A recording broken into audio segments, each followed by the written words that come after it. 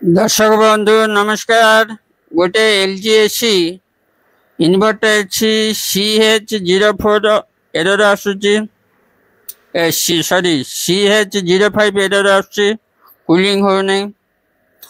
आउ एसी रे CH04 error कहीं आसूची कूलिंग कहीं हो नहीं तार रीजन कौन मु आपन को ए वीडियो कहबी। दर्शक बंधु CH05 एरर होची कम्युनिकेशन एरर आउ जदि होची कम्युनिकेशन प्रॉब्लम पळे आसला ताल होची CH05 एरर आसबो। देखंतु वर्तमान तार एटा हला होची आउटडोर रो इंडोर को कम्युनिकेशन जदि होची कनेक्शन ठीक न हुए ताल होची CH05 एरर आसबो। नचेत जदि आउटडोर पीसीपी होची प्रॉब्लम आइला ताले CH05 एरर आसबो। नल जदि इंडोर पीसीपी प्रॉब्लम आइला CH05 एरर आसबो। जदि कम्युनिकेशन न होला या ता भितरे कम्युनिकेशन माने आउटडोर इंडोर भितरे जदि संपर्क ठीक न होला कनेक्शन ठीक न रहिला ताले होची CH05 एरर आसबो। आपण मैंने एमती रिपेयर वीडियो देखा आम चैनल को सब्सक्राइब करंतु। आउ वीडियो भल लगे वीडियो को गोटे लाइक करेंगे। आपण मैंने सब बेले मोर वीडियो देखुंत किंतु चैनल को सब्सक्राइब करूना दयाकोरी चैनल को सब्सक्राइब कर दिंतु। आउ वीडियो पसंद आसिले वीडियो को लाइक करेंगे। वर्तमान आम देखा तार हूँ फॉल्ट को जगह अच्छी।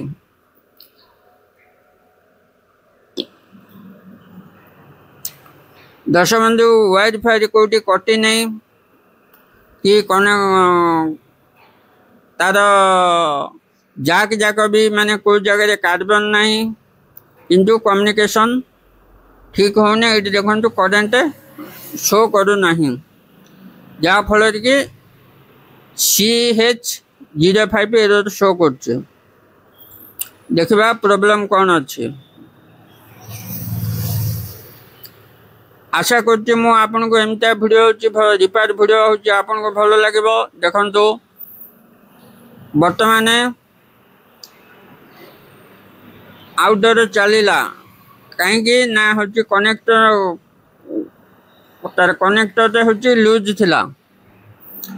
जदि आपन को आउटडोर इंडोर होची जो तार होची ठीक छिबो आउटडोर इंडोर भीतर कम्युनिकेशन ठीक छिबो तापरे आपण माने होची तार कनेक्टर गुडी को चेक करी देखबे। एडी देखंतु जो कनेक्टर अछि ए कनेक्टर दे होची लूज कांटेक्ट थिला स्पार्किंग होतला ए कनेक्टर दे ताको होची खोली के आउथरे ठीक लगे देला परे वर्तमान होची आउटडोर इंडोर भीतर कम्युनिकेशन ओके हे गेला।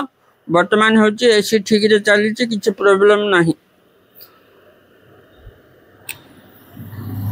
दर्शक बंधु एमितिया वीडियो आम चैनल रे सब बेले अपलोड करा होची। आपण माने चैनल को सब्सक्राइब करबा संगे संगे बेल आइकन को दबाई दियंतु।